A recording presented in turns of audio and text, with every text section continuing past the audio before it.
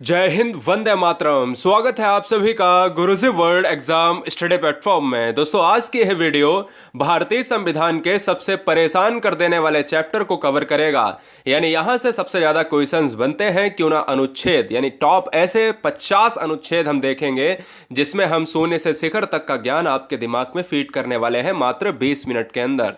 तो चलिए वीडियो को स्टार्ट करते हैं बिना किसी समय को गवाए हुए। पहला क्वेश्चन आप सभी के सामने है। देखिए, बहुत सारे बच्चे पहले और दूसरे क्वेश्चन में कंफ्यूज हो जाते हैं, तो आपको यहां पर समझना है। बहुत सारे बच्चे यहां पर जो वीडियो देख रहे हैं वो पहली बार भी होंगे। आप सभी, हमारा परिवार एक ब्रिलियंट वाला परिवार है। पहला क्वेश्चन, संविधान सभा द्वारा अंतिम रूप से पारित संविधान में कुल कितने अनुच्छेद तथा अनुसूचियां हैं? अब देखिए, हैं या थी एक ही बात है। बोले सर कैसे? जब क्वेश्चन ही ये कह रहा है साफ साफ कि संविधान सभा द्वारा जिस समय पारित हुआ था, तो हम कह सकते हैं ये पास्ट की बात है, जिस समय संविधान बना था। तो दोस्तों, आप सभी होशियार हो, एक बात बताओ कि 8 अनुसूचियां थी ना? जिस समय संविधान बना था उस समय 8 अनुसूचियां थी, तो भैया वर्तमान में 12 अनुसूचियां हैं। तो 8 अनुसूचियों के साथ हम किसके साथ जाएंगे? ऑप्शन नंबर सी के साथ। भाई, सभी को पता है कि 395 अनुच्छेद और 8 अनुसूचियां हैं, तो हम ऑप्शन सी को लॉक करेंगे। नेक्स्ट, अब क्वेश्चन का यहां पर तरीका देखिए। संविधान सभा द्वारा, अब वर्तमान समय में भारतीय संविधान में गणना की दृष्टि से कुल कितने अनुच्छेद और अनुसूचियां हैं? जिस समय अगर मैं बात करूं 1950 के बाद 1951 के दशक में अगर हम प्रवेश करते हैं, तो 9वीं अनुसूची को सबसे पहले संविधान संशोधन में जोड़ा गया था। ठीक है ना? प्रथम संविधान संशोधन हुआ था। तो ऐसे ऐसे जोड़ते जोड़ते हमारे पास इस समय वर्तमान में 12 अनुसूचियां हो गई हैं। 12 अनुसूचियों के साथ हम यहां पर लॉक करेंगे आंसर। तो 12 अनुसूचियां तो हमारा केवल एक ही ऑप्शन में है, इसलिए हम बी ऑप्शन लॉक करेंगे। अब बहुत सारे बच्चों का कहना यह भी होगा कि अनुच्छेद तो सर बढ़ गए, इसलिए ऑप्शन नंबर डी होना चाहिए। चलो मैं डी मार देता हूं, तो फिर हम ये वर्तमान में कहां रहेंगे? ठीक है, अब मैं आपको बता देता हूं कि वर्तमान में जो अनुच्छेद है वो 445 प्लस हो चुके हैं। लेकिन ये सभी क्या है? ये सभी इनकी धाराओं को संबंधित करते हैं। यानी जब क्वेश्चन में पूछा जाए कि गणना की दृष्टि से, तब हम 395 आज भी मानते हैं और 12 अनुसूचियां आज भी हैं। अगला क्वेश्चन, संविधान के किस अनुच्छेद में यह अंकित है कि इंडिया अर्थात भारत राज्यों का एक संघ होगा? चैनल पर पहली बार है तो सब्सक्राइब करें, क्योंकि मैं चाहता हूं हर बहन हर भाई का ईमानदारी से सिलेक्शन, और ईमानदारी के लिए आप सभी बहनें, आप सभी भाई गृहिणियां सब्सक्राइब जरूर करें। संविधान के लिए अनुच्छेद में यह अंकित है कि इंडिया अर्थात भारत एक राज्यों का संघ होगा। यानी हम कह सकते हैं ऑप्शन नंबर ए जाएगा अनुच्छेद ए के साथ। अब तेज गति से चलते हैं। स्टार्टिंग के 3 क्वेश्चन थोड़ा सा समय ले लिए हैं, क्योंकि उसमें समझाना भी था। संविधान के अनुच्छेद 1 में क्या है? अभी उल्टा क्वेश्चन पूछ लिया है। अभी अनुच्छेद पूछ रहा था, अब अनुच्छेद देकर ये कह रहा है कि क्या है, तो आंसर थोड़ी ना बदल जाएगा। राज्यों का क्या हो जाएगा? संघ ही हो जाएगा। भारतीय संविधान के किस अनुच्छेद में नागरिकता संबंधी प्रावधान है? तो दोस्तों, नागरिकता संबंधी जो प्रावधान है वो अनुच्छेद 5 से 11 में है। अनुच्छेद 5 से 11 में भारतीयों को नागरिकता प्रदान की गई है, इसलिए हम ऑप्शन नंबर बी के साथ लॉक करेंगे। चैनल पर पहली बार है तो सब्सक्राइब करने के लिए आप सभी का तहे दिल से धन्यवाद। आप सभी के माता पिता को मेरा जय हिंद। भारतीय संविधान के किस अनुच्छेद के अंतर्गत नागरिकों को मौलिक अधिकार प्रदान किए गए हैं? तो दोस्तों, अगर मैं बात करूं कि वर्तमान समय में मौलिक अधिकारों की संख्या 7 ना होकर 6 है। एक मौलिक अधिकार हटा दिया गया है। मौलिक अधिकार को इंग्लिश में कहते हैं फंडामेंटल राइट्स, और मौलिक अधिकार लिए गए हैं भारतीय संविधान में अमेरिका के संविधान से। अमेरिका के संविधान से लिए गए हैं, लेकिन ये अनुच्छेद के किस अनुच्छेद के अंतर्गत आते हैं? 12 से 35 के अंतर्गत आते हैं, इसलिए ऑप्शन जाएगा किसके साथ? बी के साथ। अगला क्वेश्चन, भारतीय संविधान के किस अनुच्छेद द्वारा अस्पृश्यता को समाप्त किया गया है? इस क्वेश्चन को इंपॉर्टेंट में नोट कर लीजिएगा। मैं आने वाले सभी 50 क्वेश्चन जैसे जैसे वीडियो बढ़ रही वैसे वैसे टॉप कठिन क्वेश्चन लूंगा, इसलिए घबराना नहीं है। देखिए, ये क्वेश्चन अस्पृश्यता बहुत पूछा जाता है। अस्पृश्यता से निकलता है सा, और सा से मुझे 17 याद रखना है। अब सा 17 देखिए एक ही ऑप्शन में है। इस तरीके से ट्रिकी वे में हम इस चीज को याद कर सकते हैं। अगला क्वेश्चन, भारतीय संविधान का कौन सा अनुच्छेद राष्ट्रपति के पद के लिए पुनः निर्वाचन योग्यता की योग्यता निर्धारित करता है? एक बार निर्वाचित हो चुका है, उसके बाद पुनः निर्वाचित होने की प्रक्रिया अगर है, तो वो अनुच्छेद 57 होता है। दोस्त, ये बात याद रखिएगा, 57 के तहत ही करते हैं, 52 के तहत नहीं करेंगे। निर्वाचन की प्रक्रिया जब बोली जाए तो वहां पर अनुच्छेद 57। अगला, बहुत अच्छा क्वेश्चन है, सबसे ज्यादा बार पूछा जाता है कि प्रेस की स्वतंत्रता किस अनुच्छेद में दी गई है। तो जिसमें हम अभिव्यक्ति की बात करते हैं, आजादी की बात करते हैं, प्रेस की स्वतंत्रता की बात करते हैं, तो वहां 19 आर्टिकल ए होगा या 19(1) होगा या 19 का होगा। बहुत अच्छे। मौलिक अधिकार के अंतर्गत कौन सा अनुच्छेद बच्चों के शोषण से संबंधित है? तो देखिएगा दोस्तों, बच्चों के शोषण से कौन सा अनुच्छेद संबंधित होगा? तो यहां पर जो आंसर जाएगा वो आंसर ऑप्शन नंबर डी के साथ जाएगा। अनुच्छेद 17 मैंने क्या बताया था आपको? अस्पृश्यता। ये सबसे ज्यादा पूछा जाता है और फिर सबसे ज्यादा पूछा जाने वाला यही है दोस्तों। बहुत इंपॉर्टेंट है, दोनों I very very most important पे आएंगे, ऑप्शन जाएगा डी के साथ। भारतीय संविधान के किस अनुच्छेद में अल्पसंख्यकों के हितों का संरक्षण किया गया है?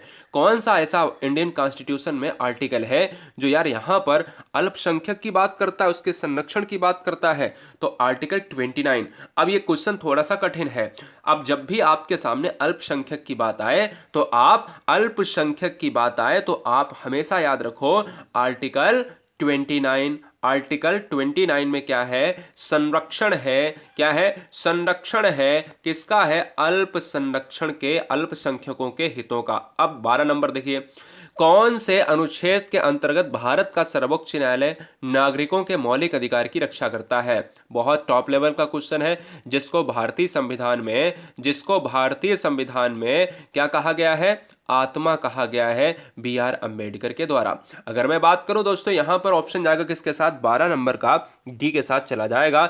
12 नंबर का डी के साथ, ऑप्शन नंबर किसके साथ? डी के साथ चला जाएगा। अनुच्छेद 32 जो है संविधान की आत्मा भी कही जाती है और साथ ही साथ प्रस्तावना को भी आत्मा कहा जाता है। भारतीय संविधान के किन अनुच्छेदों में राज्य के नीति निर्देशक तत्वों का उल्लेख है? नीति निर्देशक तत्व होते हैं राज्य के कल्याण के लिए।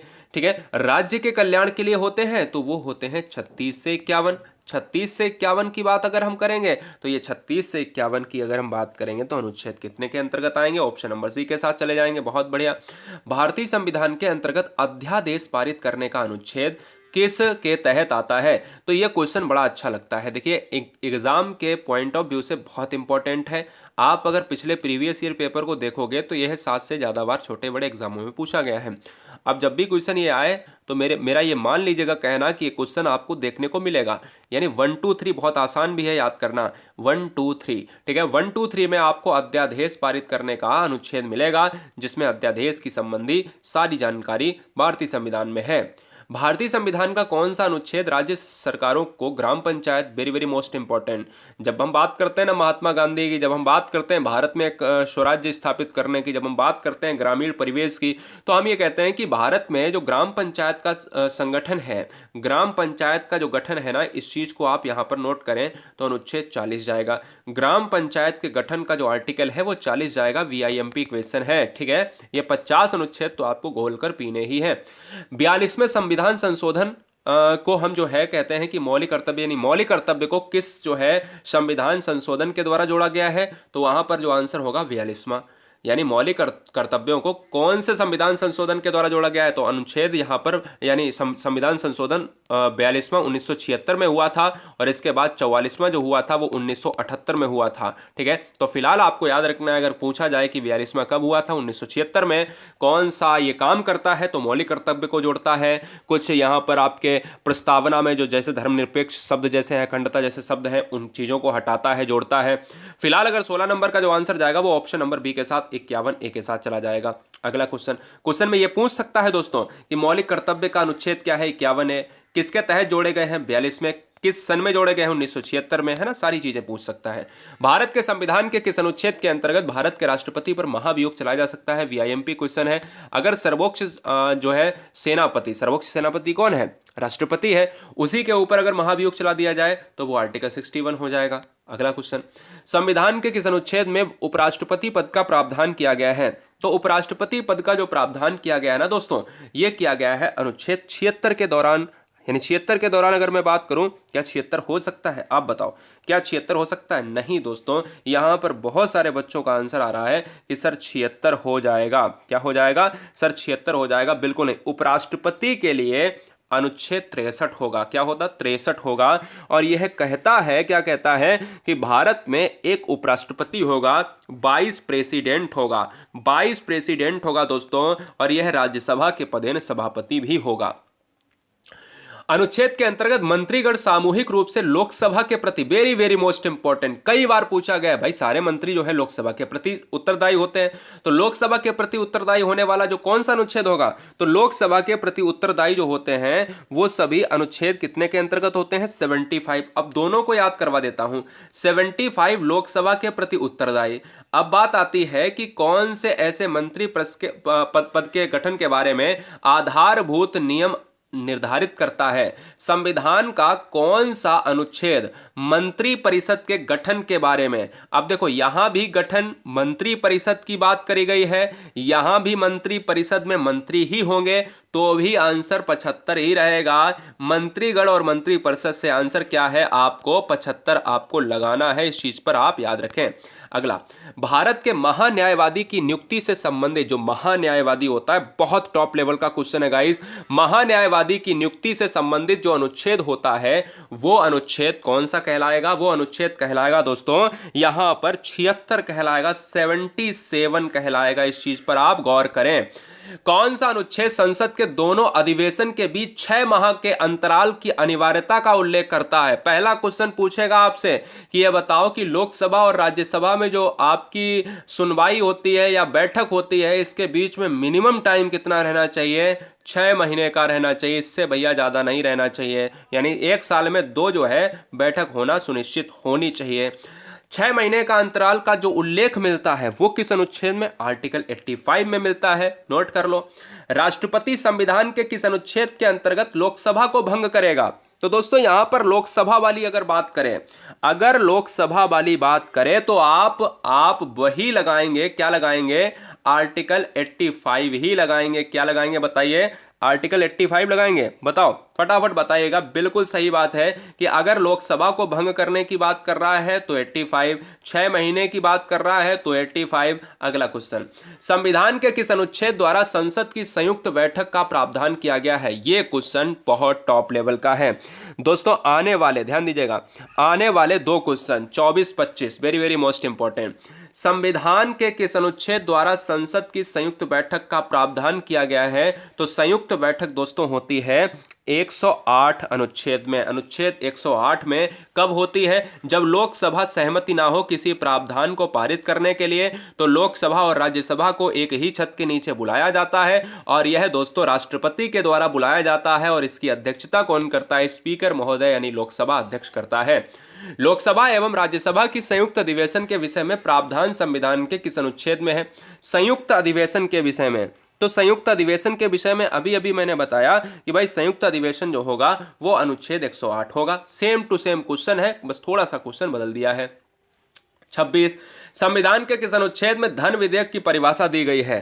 तो धन विधेयक की जो परिभाषा दी गई है, very very most important VIMP question है कि भाई धन विधेयक का जो लेखा जोखा होता है, धन विधेयक की जो शक्ति होती है, क्वेश्चन में कई बार पूछा गया है कि किसके पास होती है? तो लोकसभा के पास होती है। धन विधेयक के लिए कौन पारित करता है? लोकसभा अध्यक्ष पारित करता है। और यह आर्टिकल कौन सा होता है? आर्टिकल 110 होता है।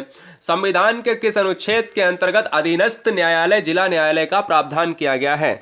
अधीनस्थ न्यायालय और जिला न्यायालय का प्रावधान किया गया है आर्टिकल 233, ठीक है ना। 233 में यह कहा गया है कि भाई एक अधीनस्थ जिला न्यायालय होगा। कैसे याद करोगे?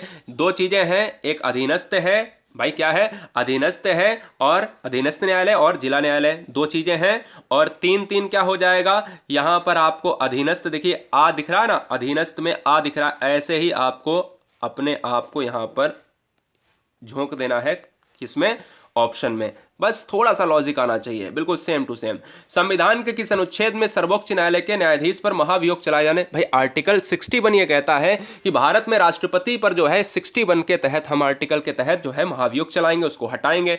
लेकिन यहां पर क्या है? यहां पर दोस्त इंपॉर्टेंट, बहुत इंपॉर्टेंट है, क्योंकि देखिएगा, अगर किसी न्यायालय में किसी न्यायाधीश ने गलत मुकदमा पर गलत जो है दोषी को सजा दे दिया, या बरी कर दिया, या गलत निर्णय या घूस ले ली, तो हम ऐसे ही महाभियोग चलाते हैं। हैं, यहां पर अनुच्छेद 124 ये कहता है कि उसको भैया महाभियोग के तहत हटाएंगे।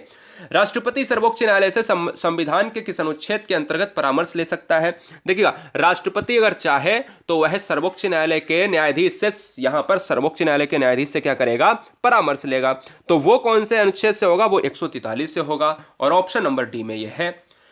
भारतीय संविधान में सर्वोच्च न्यायालय तथा उच्च न्यायालय को न्यायिक पुनरावलोकन, न्यायिक पुनरावलोकन में क्या होता है कि अगर आपके अधिकार को नहीं मिल रहा है, यानी आप अपने अधिकार, समाज में रह रहे हो, आपको कोई अधिकार नहीं मिल रहा है, जो अधिकार मिलने चाहिए आपको, जैसे मौलिक अधिकार 7 थे, 6 हो गए, अगर 6 ये मौलिक अधिकार आपको नहीं मिल रहा है तो आप न्यायालय की शरण ले सकते हो, और आर्टिकल 32 ये कहता है कि आपको भाई दिलाया जाएगा। भारतीय संविधान का कौन सा अनुच्छेद संवैधानिक प्रावधानों की संघीय संसद राज्य विधान पालिकाओं द्वारा बनाए गए नियमों कानूनों पर प्राथमिकता प्रदान करती है? तो दोस्तों यहां पर 20 क्वेश्चन लास्ट के बहुत इंपॉर्टेंट हैं, जिसमें राष्ट्रपति शासन, राष्ट्रीय आपात, वित्तीय आपात सब कुछ बताने वाले हैं मात्र 5 मिनट के अंदर। देखिए, इस क्वेश्चन का जो राइट आंसर जाएगा वो ऑप्शन नंबर जाएगा 243 के तहत। 243 में कहा गया है कि जो संघीय संसद राज्य विधान पालिकाएं हैं उनके कानून जो बनते हैं वो कानून रहेंगे 243 में। अगला बहुत इंपॉर्टेंट, किस अनुच्छेद के तहत अवशिष्ट शक्तियां केंद्र के पास हैं? वेरी वेरी मोस्ट इंपॉर्टेंट भाई, जितनी भी शक्तियां केंद्र के पास हैं वो कौन से अनुच्छेद के अंतर्गत रहेंगी? तो 32 नंबर का जो आंसर जाएगा वो जाएगा 248 के तहत, ऑप्शन जाएगा डी के साथ। अब 248 आपने देख लिया। अब देखो, राज्य द्वारा प्रार्थना करने पर भारत की संसद उन राज्यों के लिए किस अनुच्छेद के तहत कानून बना सकती हैं? तो कौन सा ऐसा आर्टिकल है जिसके तहत राज्य के लिए भारतीय संसद कानून बनाएगी? तो वो अनुच्छेद रहेगा 252 रहेगा। वेरी वेरी मोस्ट इंपॉर्टेंट, जबरदस्त, थोड़ा सा कठिन रहेगा, अब कठिन नहीं मिलेंगे आपको, यानी अब ये क्वेश्चन बहुत ज्यादा पूछा जाने वाला क्वेश्चन है, बीआईएमपी क्वेश्चन है।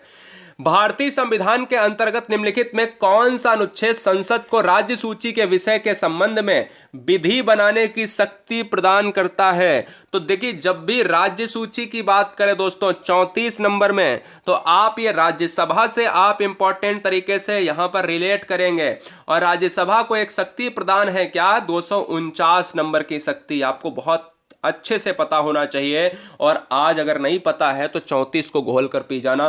35 नंबर तो सरल है। देखिए, भारतीय संविधान में समानता का अधिकार 5 यानी अधिकार जो है, अनुच्छेद जो है प्रदान किया जाता है, अधिकार 5 को प्रदान किया जाता है, और वो किस आर्टिकल के तहत? तो मैं ये कह सकता हूं कि भारतीय संविधान में जो मौलिक अधिकार है वो 6 हैं, और 6 मौलिक अधिकार हैं, जिसमें 7वां था संपत्ति का अधिकार, वो हटा दिया गया, 300 का में रख दिया गया है। तो हमें ये बताओ कि भाई ये 6 में कौन सा ऐसा है जो समानता का अधिकार? तो समानता यानी समता का अधिकार, तो वो 14 से शुरू होता है और 14 से 18 तक जाता है, और 14 से अगर 18 तक जाएगा वो ऑप्शन नंबर जाएगा सी के साथ। मेरी बात क्लियर है ना? तो चलिए, सब्सक्राइब करने के लिए आप सभी का दिल से धन्यवाद। सुबह 8 बजे से लेकर रात के 10 से 11 बजे तक वीडियो आपको मिलती रहेंगी। संपत्ति का अधिकार संवैधानिक अधिकार है, यह बताया गया है। संपत्ति का अधिकार अभी अभी मैंने बताया कि अनुच्छेद 300 ए में रखा गया है, 300 का में रखा गया है, 300 फर्स्ट में रखा है, कुछ भी आप कह लो, इसको बना दिया गया है संपत्ति का अधिकार एक कानूनी अधिकार बना दिया गया है। क्या? कानूनी अधिकार बना दिया गया है। अगला, भारतीय संविधान के किस अनुच्छेद के अंतर्गत अखिल भारतीय सेवाओं का प्रावधान किया गया है? तो अखिल भारतीय सेवाओं का प्रावधान किया गया है, इंपॉर्टेंट है, नोट कर लो फटाफट, बाद में ये क्वेश्चन नहीं मिलेंगे, एग्जाम में आएगा, परेशान हो जाओगे। 312, संविधान का अनुच्छेद 312 किससे संबंधित है? फिर से मैं बात करूंगा, वही चीजें हैं कि भाई जब भी अखिल भारतीय सेवाओं की बात करेगा तो 312, अब की उल्टा क्वेश्चन है कि 312 किससे है? तो अखिल भारतीय सेवाओं से है। 39, एंग्लो इंडियन समुदाय के प्रतिनिधित्व के लिए प्रावधान संविधान के किस अनुच्छेद के अंतर्गत किया गया है? देखिए, वीडियो में आप आए हैं तो मैं आपको 50 क्वेश्चंस के बहाने मैंने आपसे कहा कि पूरी तरीके से 20 मिनट से पहले ये वीडियो, यानी 20 मिनट 21 मिनट 50 क्वेश्चन पूरे और पूरी व्याख्या के साथ, क्योंकि टाइम से मैंने कभी समझौता नहीं किया है। मैं सुपर फास्ट पढ़ाता हूं और सुपर फास्ट हर बच्चा होना चाहिए। आप सभी बच्चे ब्रिलियंट हो, एकदम से एब्जॉर्ब करते हो। भाई लिखने में तो थोड़ी सी दिक्कत होती होगी, लिखने में आप वीडियो को रोक लेते होंगे। ब्रिलियंट बच्चे हो, इसलिए चैनल पर आए हैं, सब्सक्राइब कर लेना, अगली बार सिलेक्शन आपका होगा ही होगा। एंग्लो इंडियन समुदाय के प्रतिनिधित्व के लिए प्रावधान संविधान के किस अनुच्छेद के अंतर्गत किया गया है? तो 39 नंबर का जो आंसर जाएगा वो 331 के साथ जाएगा, ऑप्शन ए जाएगा। VIMP क्वेश्चन, एंग्लो इंडियन आप सभी जानते हो, लोकसभा की बात करते हैं, ठीक है ना, लोकसभा और राज्यसभा में जब नियुक्त किए जाते थे, अब नहीं किए जाते हैं। संविधान के किस अनुच्छेद के अंतर्गत हिंदी को राजभाषा? भाई सिंपल सी बात है, अनुच्छेद 343 में, और 300 कहते हैं कि 51 तक जाएगा और 343 के तहत हिंदी होगी। 343 है किसमें? ऑप्शन नंबर ए के साथ चला जाएगा। थोड़ा सा क्वेश्चन और ले लेते हैं भाई हिंदी से। किस अनुच्छेद में यह प्रावधान किया गया है कि संघ की राजभाषा हिंदी तथा लिपि देवनागरी होगी? तो भाई अभी अभी बताया कि 343, यहां पर फर्स्ट था तो मैंने कहा 343, यहां पर कुछ नहीं है तो भी 343 क्या जाएगा? तो भी 343 जाएगा। अगला क्वेश्चन, भारत में बाहरी आक्रमण 42, 43, 44 में से एक क्वेश्चन आएगा, ध्यान दीजिए। भारत में बाहरी आक्रमण तथा सशस्त्र विद्रोह के कारण भारत के राष्ट्रपति द्वारा राष्ट्रीय आपात की घोषणा किसके अंतर्गत की गई है? तो तीन चीजें होती हैं, एक होता है राष्ट्रीय आपात, एक होता है राष्ट्रपति शासन, ठीक है ना, एक होता है वित्तीय आपात।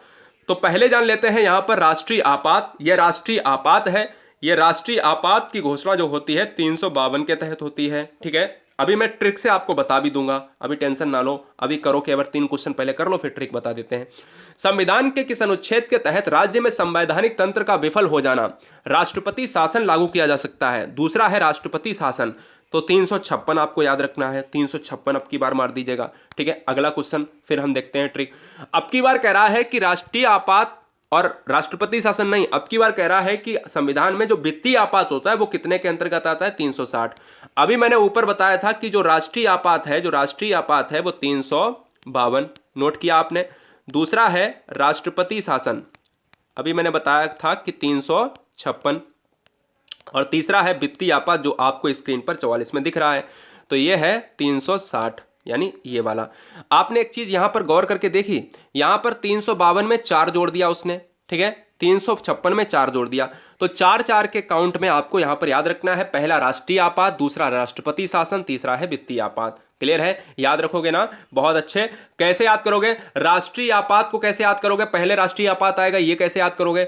अगर देश में सुरक्षा की जो है कड़े इंतजाम नहीं है तो राष्ट्रीय आपात लगा देगा। फिर कहेगा राष्ट्रपति शासन, राष्ट्रपति कहेगा भाई अपने अंदर मजबूत हो जाओ, तो राष्ट्रपति का ना फिर जिक्र होगा।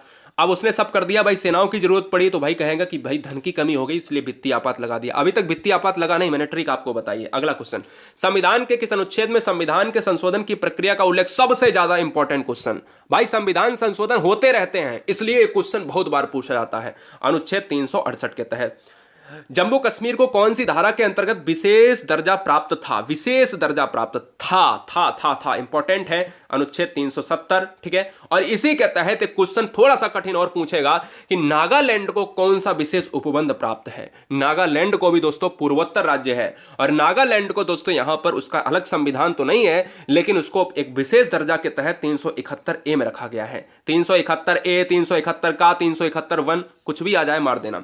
अनुच्छेद 356 का संबंध अभी अभी बताया, जरा बता के बताओ कि 352, 356, 360 4 जोड़ा था, तो उसमें बताओ दोस्तों यहां पर आंसर क्या होगा?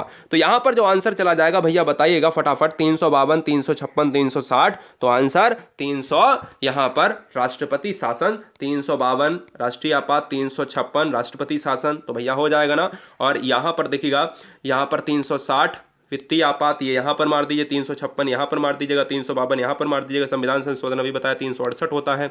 अगला, भारतीय संविधान के किस अनुच्छेद में विभिन्न राज्यों से संबंधित विशेष प्रावधान का उल्लेख है? तो विभिन्न राज्यों से संबंधित 370 का उल्लेख प्रावधान था जो जम्मू कश्मीर का हट गया। अगला, संविधान के किस अनुच्छेद के प्रावधान के अंतर्गत भारत सरकार द्वारा भारत रत्न विभूषण यानी जो पद्म विभूषण है आदि अलंकरण प्रदान किए जाते? बड़ा जबरदस्त क्वेश्चन है सभी बहनों के लिए, सभी भाइयों के लिए। बस एक काम करना है, चैनल को सब्सक्राइब कर लेना। पूरे साल का करंट अफेयर, पूरे जीके सेक्शन को कवर कराने का मैंने पूरा वादा लिया है, तो उसको निभाना पड़ेगा दोस्तों, और पूरी तरीके से एक बेहतरीन स्टूडेंट बनाकर हम आपको एग्जाम हॉल में भेजेंगे, और फिर आप कहेंगे अगली बार जब एग्जाम देकर आएंगे, रिजल्ट लेकर आएंगे कि सर बिल्कुल मज़ा आ गया, सिलेक्शन आपके हाथ में है। दोस्तों आपका घर, अगर आपके घर में अगर रोशनी आती है किसी भी सिलेक्शन से, तो हमारे घर में भी रोशनी आएगी, हमारे भी चेहरे पर मुस्कान आएगी। आंसर किसके साथ जाएगा दोस्तों इस क्वेश्चन का? इस क्वेश्चन का जो आंसर जाएगा वो अनुच्छेद 18 के तहत जाएगा, ऑप्शन जाएगा बी के साथ। सब्सक्राइब करने के लिए आप सभी का दिल से धन्यवाद। गुरुजी वर्ल्ड एग्जाम स्टडी प्लेटफॉर्म एक सुपर फास्ट प्लेटफॉर्म है जिसमें सभी बहनों का, सभी भाइयों का दिल से स्वागत होता है। और इसमें आपको टेलीग्राम ज्वाइन करना है, GURUJI गुरुजी वर्ल्ड। टेलीग्राम को जरूर ज्वाइन करें, GURUJI WORLD। जय हिंद, वंदे मातरम।